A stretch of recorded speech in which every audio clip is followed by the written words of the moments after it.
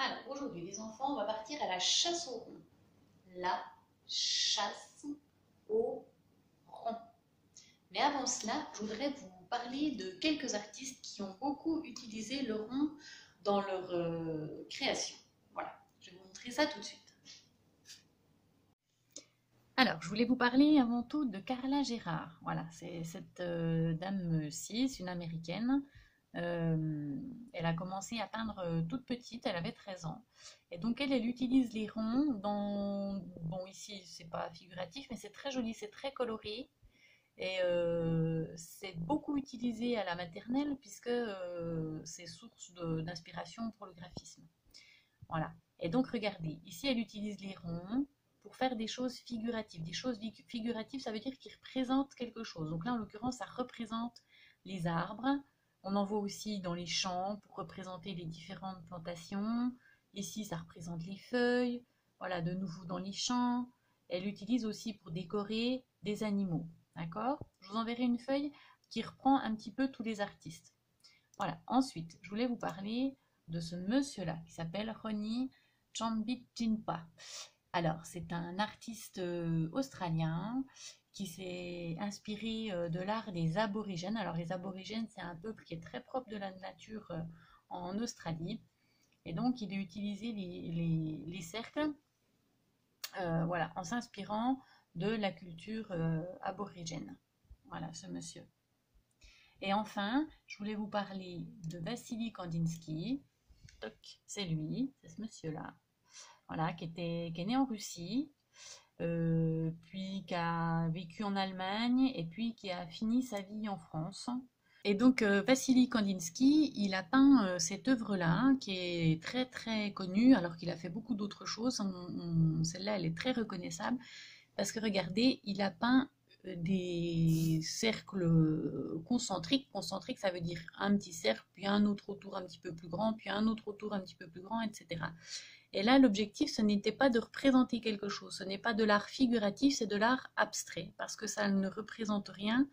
Et ce qui est intéressant ici, ce que lui a voulu montrer, et ce sur quoi il a travaillé surtout, c'est sur les couleurs et l'agencement des couleurs entre elles. Voilà, donc les couleurs, la forme. Voilà, donc je vous ai présenté 3 artistes, les loulous. J'aimerais que vous les gardiez un petit peu en tête pour ce qui va venir par la suite. Voilà. Alors maintenant, les enfants, vous allez partir dans la maison ou l'appartement, chercher des objets avec lesquels on va pouvoir tracer des ronds, qui vont vous servir de gabarit. Il faudra en trouver au moins 4 ou 5 de tailles différentes. Voilà, allez, c'est parti. Les parents, on met sur pause. Voilà, ça y est, super. Vous êtes revenu avec vos objets, donc vous allez trouver une grande feuille blanche. Si vous voulez faire quelque chose de plus grand, vous pouvez prendre 2 feuilles et les coller ensemble. Et puis donc avec ces ronds, on va tracer. Donc moi, avant que vous commenciez à tracer, je vous rappelle comment on trace. Donc on va se servir des objets qu'on a trouvés, ça peut être des couvercles, des assiettes, des verres, des tasses, voilà, différentes choses comme ça. Et puis on va les mettre sur la feuille, les placer horizontalement sur la feuille. On va tenir avec la main qui n'écrit pas. Moi, la main qui n'écrit pas, c'est pas la même que vous, c'est la droite. Et avec la main qui écrit, on va tourner autour, mais toujours, rappelez-vous, dans le sens du rond, c'est-à-dire dans le sens inverse des aiguilles d'une montre. Donc, alors au début, les parents, il faudra peut-être aider votre enfant à tenir l'objet pendant qu'il tourne lui autour. D'accord? Et puis petit à petit, surtout pour les petits, il faudra aider. Et puis petit à petit, ils vont prendre confiance, ils vont être plus à l'aise et ils pourront faire tout seuls. Voilà. Mais dans un premier temps, on les accompagne là-dedans. Ensuite, hop, on prend un autre objet.